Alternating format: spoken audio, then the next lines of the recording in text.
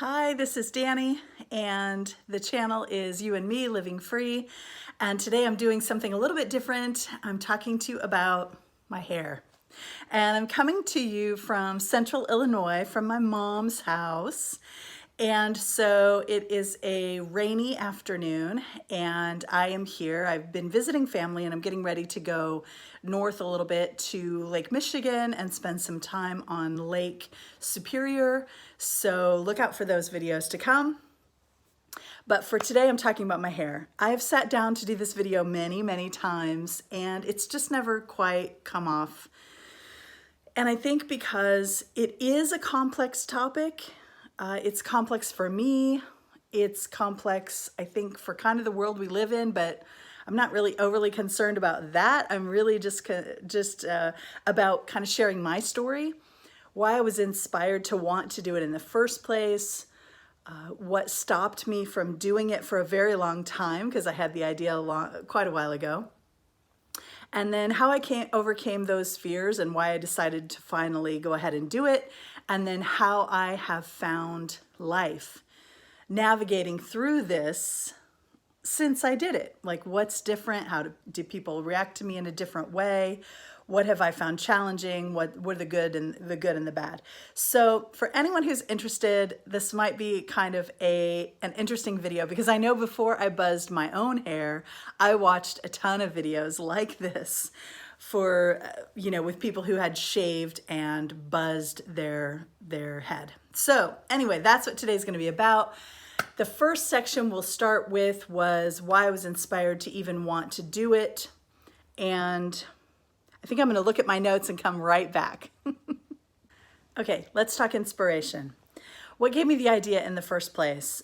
So in a word, my daughter. So my daughter Sierra, for the past 3 years or more, has gone through periods of having her head in various forms of being, I don't know, she's never actually shaved it or shaved it bald, like with a razor, but she has gone very short with the buzzing of her hair, and she does all kinds of things with her hair. She has brown hair, she'll go blonde, she'll go pink, she will do all kinds of fun things with her hair. But she is a very bold, very independent, self-confident young woman. She knows herself very well, and she's very interested in kind of pushing boundaries. She's interested in these ingrained gender roles and how they are not really what's important. She is into a lot of very cool stuff, and she is very inspiring to me. My daughter is. She's 22. And so she is probably the main reason. And I have always thought, I've had a couple of different thoughts. Number one, I thought, well, she's brave enough to do it, but I'm not as brave as she is, so I won't do it, but I would like to go short.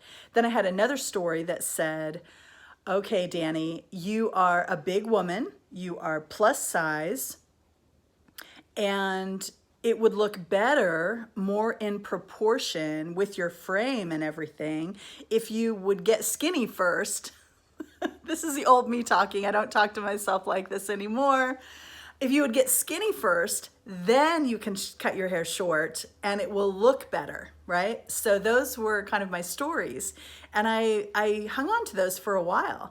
And then I started thinking about van life and got more and more inspired about how easy it would be, about how the name of my channel is about freedom, and how I would feel more free if I were actually empowered to care less what other people think.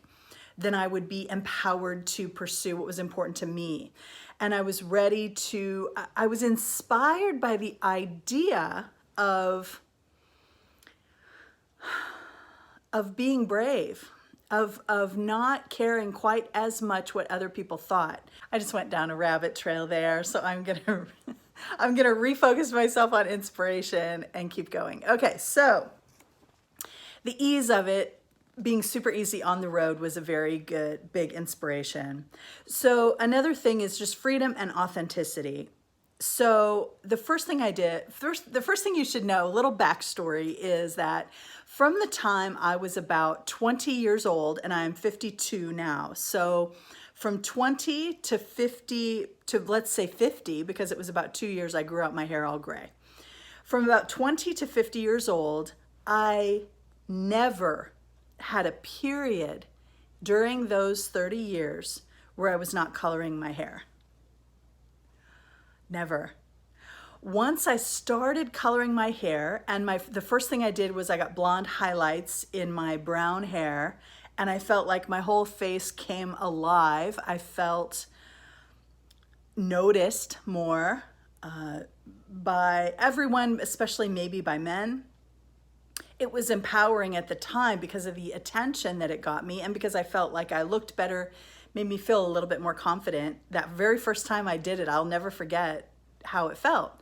So for 30 years, I colored my hair, mostly blonde. Every once in a while, I would go back to my natural kind of brown, but even then, I would color it brown because it had been blonde before, or if it had highlights, then I wouldn't want to just have the roots all grow out. That's a popular look these days, but years ago, it was not. So even when I went back to my more natural color, I would look at my eyebrows and kind of see the color and find the box in the store that would be that color and go back to my natural color. Even then I was coloring my hair, and I would never stay brown for long, maybe through a winter or something. And by the time spring or summer got there, I was like, oh, I need a pick me up. I need to go blonde again.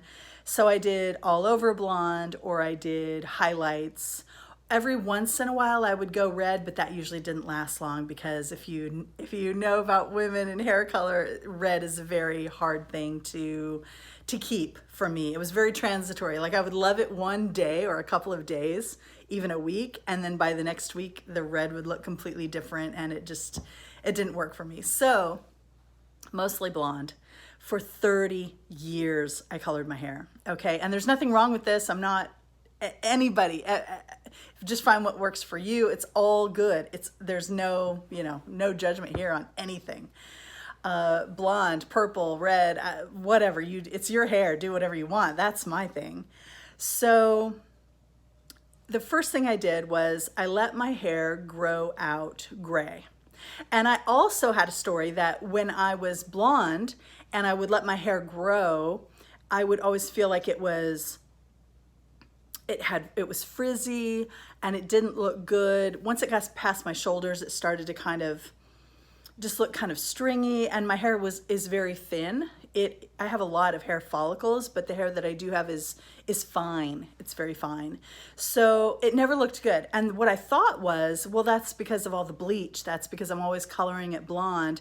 If I let my hair go natural, then it'll look more beautiful and I'll get these natural curls. So when I let it go gray and completely grow out really long, I did it over 2 years, from the time I was 50 to 52 basically, or 49 to a little less than 52. It grew for 2 straight years, and I let all the blonde go, and I had full gray long hair. And I realized, number one, it was much more curly without the blonde color kind of damaging or kind of weighing it down, whatever it was doing. But number two is it was still very frizzy. I still didn't like it. It was still, very thin and fine. And when I did have it long, it was acceptable to more people. Like I got more compliments on my hair than I did when it was shorter and stuff. People were mixed about the gray, but they did like it long anyway. Anyway. What other people think about my hair has become less and less important than what I think or what I want to do or what I'm willing to do, any of that. So that was the thing. I went gray first, and it took me a while to get used to it, because for 30 straight years I colored my hair and it was blonde and I was blah, blah, blah. I was all the, thinking whatever I should be. I was trying to look as young and as attractive and as thin and as acceptable as I could. And I was doing it for other people. Well, I was doing it for myself, but really what I was doing it for was me seeing or feeling like I had more approval from other people, and I was grateful for that. So it is what I wanted, but not just for me, but because of the reactions I was getting by other people. Because the other story about me is I'm a complete reformed people pleaser. I don't know who my people pleaser folks are out there, but I was huge into people pleasing, and I really very much wanted to be attractive, wanted to be acceptable to other people. Okay, so I'm going to stop there and I'm going to collect my thoughts and talk some more about this in just a minute, and I'll talk about the fears that came up when I decided it was something that I wanted to do, and then how I overcame those fears, kind of how I overcame them. Mostly it's just kind of a decision, right? You just have to decide to face it and then you do what you can. But anyway, I'm going to talk about the fears that came up, and what I did to overcome them will be the next section. Okay, see you in just a second. Okay, so we all have had a dream in our mind, a dream or something or a goal or something we wanted to accomplish. And as soon as we kind of admit to ourselves, okay, this is what I want, now I'm gonna go about kind of trying to do it or get it, the first thing that happens is our fears come up. And with every step we take toward this goal, our fears come up more and more, and different fears come up, and we overcome one, and then we decide there's another one that comes up. So I'm going to kind of go through the fears that came up and what I was thinking at the time. I was surprised at the first fear that came up for me, and it was that nobody will want to date me. And so no men will be attracted to me if I buzz my hair, because we know that, I mean, men like longer hair. It's everybody in society, it's much more acceptable for women to have longer hair. Anyway, I'm not going to get into all that. That's why I haven't made this video before. I haven't ever gotten through it because I go through so many rabbit trails. I'm going to leave this in, but I'm going to keep talking about it. So I was like, men like long hair. In women, we women, in society, we women are supposed to be as pleasing as we can, to have our own approval and to have approval from men, to have approval from bosses, people we are around, family members, everybody. It is for approval. Have long hair is generally one of those things. Now, you can make specific arguments against it, but it is very pervasive in our society, and it's been there for a very long time. And once I got into this idea, I did a whole lot of research on it and stuff, but I'm not going to bore you with any of that stuff. But anyways, I get myself back on track. I had a story that no men would want to date me if I cut my hair really short. So then my argument for that was two things. Number one, I've been divorced a very long time. And I've had a few different, what I would call significant relationships, but I haven't been dating at all in the last couple of years. And I have been perfectly fine with that. I don't have anything against it, but it's not something I'm looking for. So it's like, well, it isn't even one of my priorities anyway to find a man or to date, right? Or to find someone special in my life. So I thought, well, that's a silly thing then, because I've had this long hair and I haven't been asked out on any dates recently anyway. So that kind of makes that a moot point, right? The other thing is anyone who, I really have come to feel like anyone who would like me for who I am wouldn't be deterred by the hair or anything. If they got to know me at all, then they would like me or not like me based on a lot more than just my appearance. And that's only a part of the picture. I'm not going to say it's nothing, but it is only a small part of the picture. And so I was like, well, that's not a valid argument for those reasons. Okay, what else were my fears that came up? That just in general, people would not see me as pleasing, that they would not approve. And this is family members, I won't say who, right? That just wouldn't approve. They wouldn't understand and they wouldn't approve. They haven't been rude enough to actually say anything. They just don't say anything at all. Like with such a drastic change in my appearance, it's funny how people react. And we'll get to that in another segment, because we're going to do fears, and then we're going to do why I decided to finally overcome all of them and was inspired to do it, and then what I find since and how people react and everything. So I'll save that for then. Also, during those years of when I was coloring my hair and everything, especially through my 30s, through my 40s, I would always get when someone would meet me, like, you have things that like people notice about you, right? Everybody has certain things. Maybe somebody has a dimple, or somebody has great hair, or whatever. Well, for me, there were two identifying things that people would commonly comment about for me. Number one is my smile. I smile a lot. And so people tell me that I have a great smile. Wonderful. Love that, right? Because I love to smile, and it's like this gift that you give someone, just to smile, just to acknowledge someone and to smile at them and say hello, or just share some of that, share a little bit of love, just a little piece of thing through your day. So that's wonderful. The other thing that people have consistently said about me when I was coloring my hair blonde, and is that I did not look my age. So when I went from blonde to gray, and then I shaved, not shaved, I buzzed my hair really short, I was really afraid that that part of my identity that was so happy to be recognized as not looking my age would be wounded, would be lost. Like, who am I without that as part of my identity?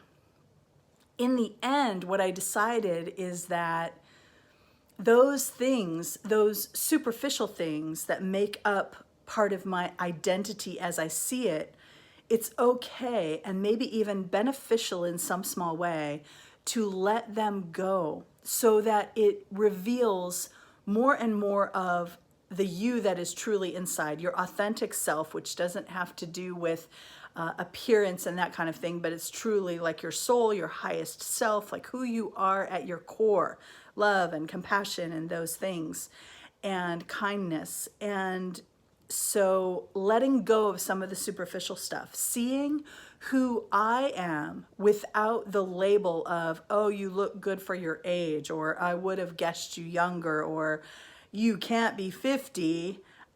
Those kinds of things had always bolstered my ego, had always bolstered my self-confidence.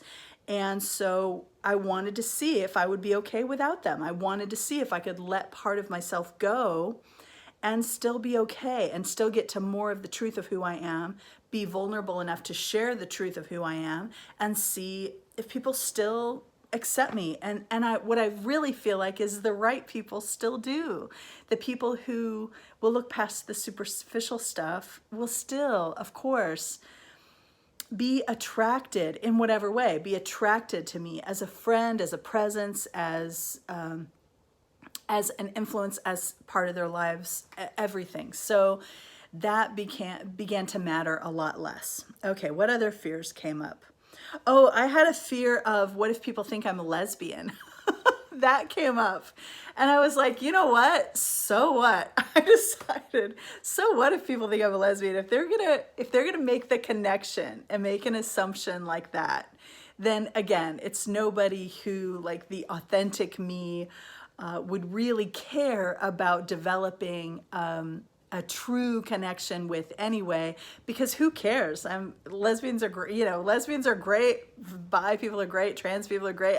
If that's how they see me, then that's fine. So I got over that one, but it did come up for me. Here's another fear that came up for me, which is, I told you that I had that story about, well, once you lose weight, then you can get short hair, because now you'll look out of proportion if you have this great big round body and no hair to kind of just balance it out. And I thought, what if I buzz my hair? And since I am literally, this is the biggest I've ever been. My weight has always been kind of up and down. I grew up pretty, with a pretty like normal sized, even to somewhat lean, but anyway, just what people would call normal size. And I didn't become plus size until I was probably in my mid 20s or so, was the first time I gained a significant amount of weight. But I have gained and lost weight over the years several times, actually. I've had weight gains and losses of 50 to 100 pounds more than one time, probably 3 or even 4 different times in my life. So I've been up and down, up and down. I've always been interested in how people see and accept me at one weight versus another. That's a whole different topic, but it is kind of related and it's very similar. So I didn't want to have like the double whammy, right? So I'm at my heaviest weight I've ever been, and my hair is gray, and it's all buzzed off.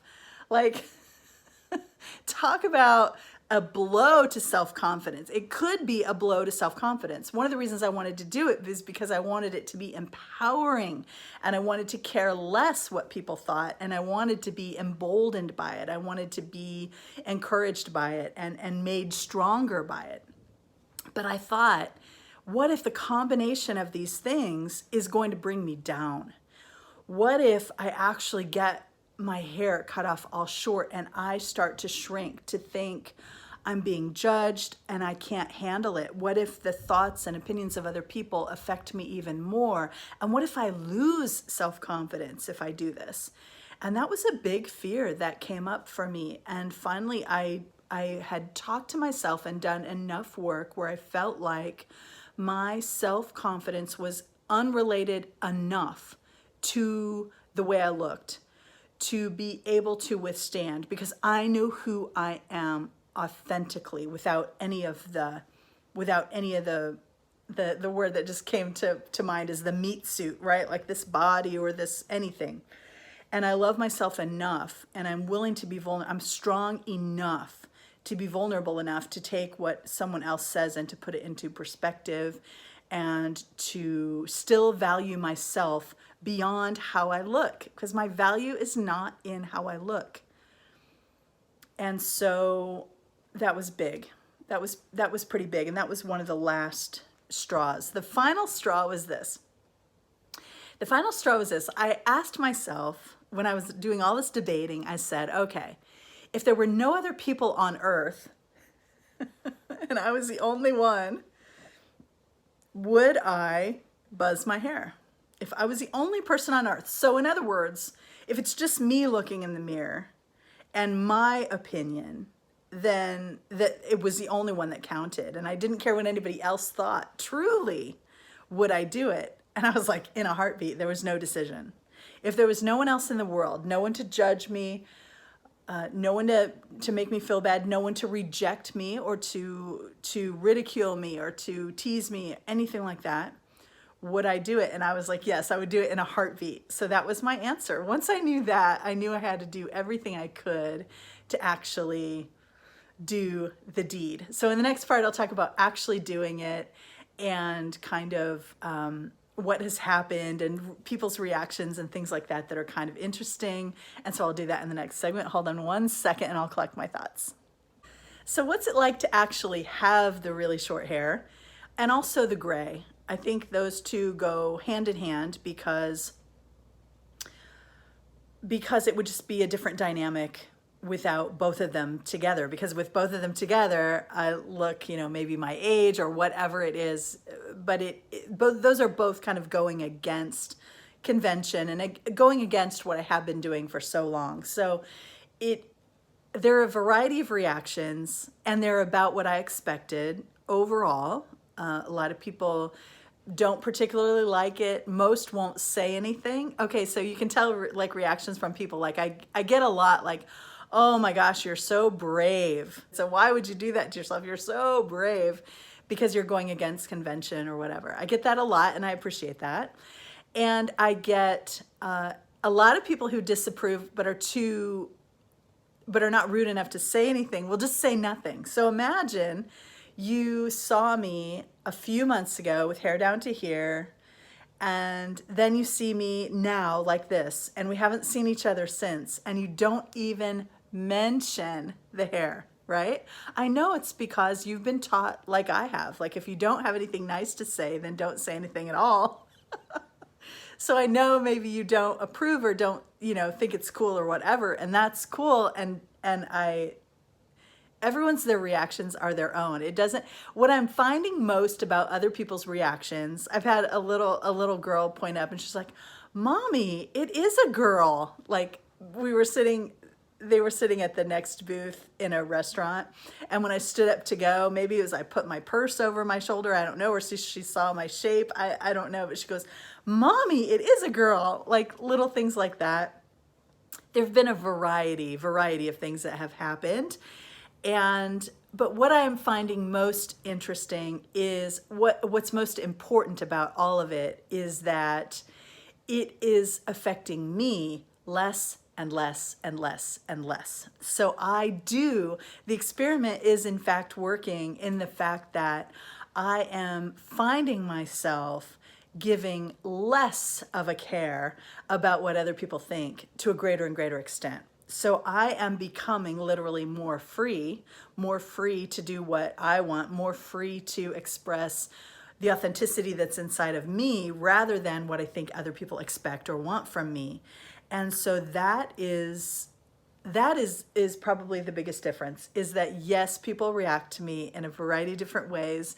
Okay, so what I'm finding is I care less and less, which is the main thing. And I am telling you now that one of the big differences is it has made me feel brave. It has made me more independent. It has made me more willing to put aside what I think others will judge or will look down on to do what I really want to do and what's important for me, regardless of all of that. So it has truly empowered me, and it has been an amazing experience. But beside the empowerment, the practical side of it is wonderful too. I love it right now. I don't know if I will grow it out.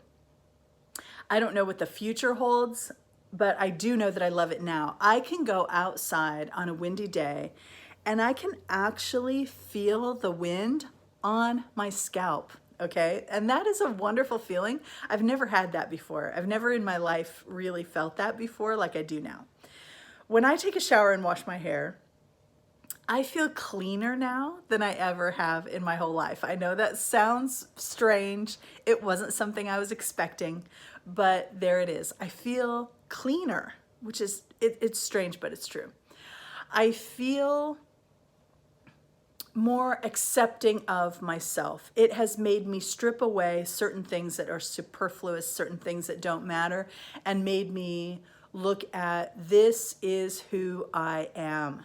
This is who I am. I need to accept me before I worry about if anybody else is going to accept me. I have to accept myself deeply and truly. So this is really helping me on that journey. Truly helping me in that way. What else? It's cheap. So I have been buzzing my own hair. So I have my daughter help me, and usually she'll go over it after I do it just to make sure I haven't missed anything. But I've been buzzing now, and instead of going to 1 inch, I've gone to even 1/2 inch, 5/8 of an inch, so a little over 1/2 inch. This has got a little bit of growth on it, so it's probably 1 inch or more now, but I may buzz it again soon so I can take it down again. I love that I literally don't have to do anything. I wake up, I drink some water, I brush my teeth, I wash my face, and usually I will just take my hands with a little bit of wet water or whatever. I just run through. I don't even brush it. I don't brush it. I don't comb it. I don't put any product in it. I use a little bit of shampoo, and that is it.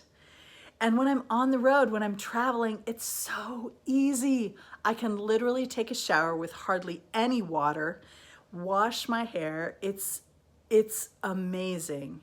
It's so wonderful. I can go out in the wind, and I don't have, even when my hair was long and I would always pull it back, I would always pull it up in a ponytail, pull it back, even put on a headband. You still get those little straggly hairs that will get in your mouth, those little straggly hairs that'll get in your face and in your eyes. I don't have any of that. I have zero, and it's so wonderful and freeing. I feel like if people look at me and know, when I look at someone and they've got a buzzed head, I think to myself, you're a badass. Like I see, like the badass in me sees the badass in you, and I approve. It's kind of this little club like people who drive Corvettes or Jeeps wave at other people with Corvettes and Jeeps. Like I feel like a little nod for anybody who has a buzzed head. Like we have something in common. And I do feel like it is overall an extremely positive, extremely wonderful thing. I will say that I have thought about going back to blonde, going back, leaving it short because I do like the short, but I've thought about going back to blonde or even dyeing it back to kind of a brown that was more my natural color, like kind of my eyebrows that are just the natural brown.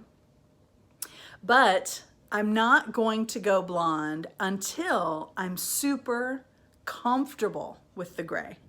Once I know I'm really comfortable with the gray and I'm only doing the blonde for myself and because it does make me feel a certain way and not for other people or how they'll perceive me necessarily, once I know I'm kind of free of that burden of having to do it for someone else, then I may go back just because I want to, just because it's fun, just because I feel like it. Because it is one of those great things about being a woman. Well, guys could do it too, but they don't as often maybe as women do. But I can change it, I can grow it, I can cut it, I can color it, I can do anything I want. And so once I'm thoroughly comfortable with the gray, then I think I will color it again just for fun. But I'm not doing it until I'm at that place. Okay, what else do I want to say about it?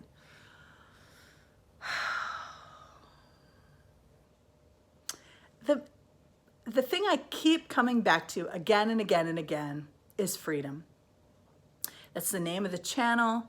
It's one of my most important values of my life is how can I be as free as possible? Free, meaning I don't need anyone else to cut my hair. Free, meaning I can have the wind blow and not have anything encumbering my enjoyment of it. Free, meaning I don't care so much what other people think that I'm going to fit myself into a box that I don't want to fit into anymore. Free of the opinions of others. Free of the standards that are set about some beauty standard or some thing that somebody said about a long time ago that everybody just lives by that I don't have to conform to any longer. It doesn't mean I won't pick up makeup again or I won't have fun with any of that. I won't do mascara and eyeliner and blush and foundation. Who knows? Maybe I'll do all of that again. I don't now, but who knows? I may. But going without it and seeing that I can survive, seeing that I can be strong, seeing that I can be confident, I can stand up straight, I can be confident, look people in the eye and smile at them with my own perceived limitations or my own perceived things that they may look at me as not as acceptable about, is all extremely wonderful, empowering. It's been a great experience. I recommend it to anyone who's interested. But, in the end, everybody has to decide what's right for them, right? But this is right for me, for now. And so I hope this helps somebody. I hope somebody gets something out of this. It's been another long video. If you are still here at the end, thank you. Look at you. You deserve a medal. I'll see you next time. Bye.